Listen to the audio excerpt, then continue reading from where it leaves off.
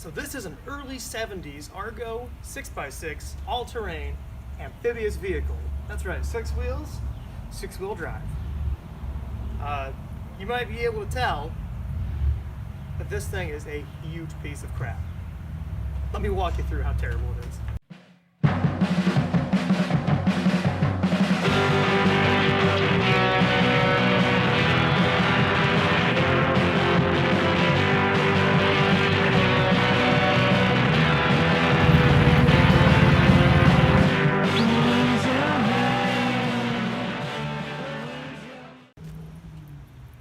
So my wife and I wanted some kind of vehicle to get around our forest. Right now there's no trails, no roads, no nothing, and there's a lot of springs. So some of the trails have some real mucky clay mud. And we need something pretty substantial to get through. So we thought we would start to look for one of these 6-wheelers. Because it seems like, you know, side by side or a standard 4-wheeler just ain't enough to cut it. We also need something that can pull a little trailer and also has some storage in the back for tools and stuff as we go through and make trails throughout our forest.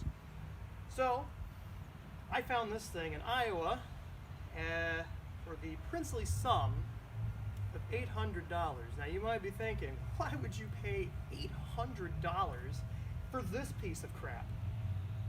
Well, it might look bad, but the bones are good. The bones are good. And if we're gonna be leaving this out of our forest, like, it doesn't need to be looking all that great. It needs to be looking terrible so people will think we abandoned it there and they ain't gonna want to steal it. But let's go into detail. First I'm gonna show you how the crappy, and I'm gonna show you the good.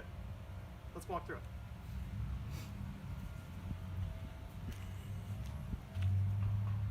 So this is the Argo 6x6. Made in Canada by the Ontario Drive and Gear Corporation. Ontario Drive and Gear makes like a limited slip differential for these and for other vehicles as well to allow it to skid steer. They do still make the Argo today, but this one I'm guessing is from like 1970 or 71 based on these BF Goodrich Fat Cat balloon tires, which unfortunately they no longer make. And these are shot. But that's not keeping me from driving it. Other problems include a missing headlight, or busted out part of the hood. It does have a racing stripe, which is dope. But also there are tons of cracks in the body that I've kind of mended. Tried to do some welding. This is an ABS tub.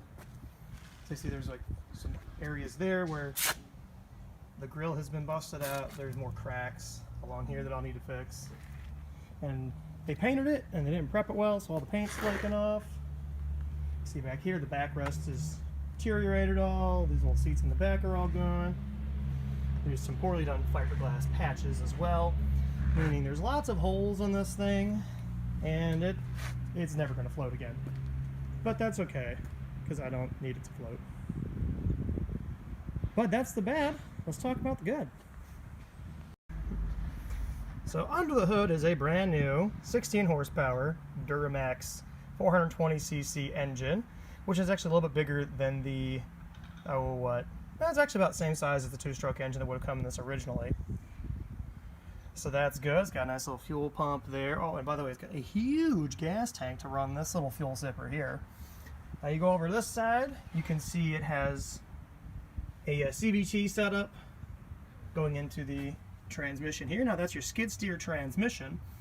So if we look down in here, you'll see there's a brake disc on this side and a brake disc on this side, driving chains going down to the bottom there. So the way this works is if you pull back a handle, it'll lock the brakes on one side, allowing the wheels on the other side to turn, and you do a skid steer setup kind of like a bobcat or a bulldozer. So that's pretty cool. This thing does run and drive. I did ride dirty on the streets with this.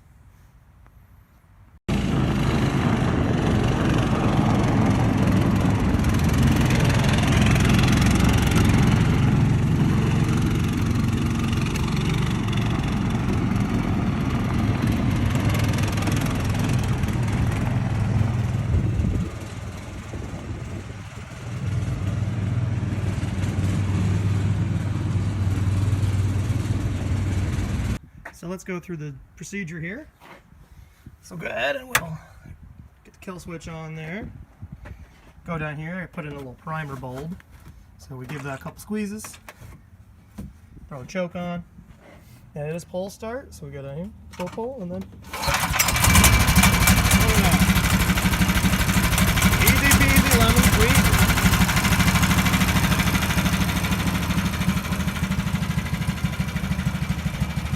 So that is the Argo.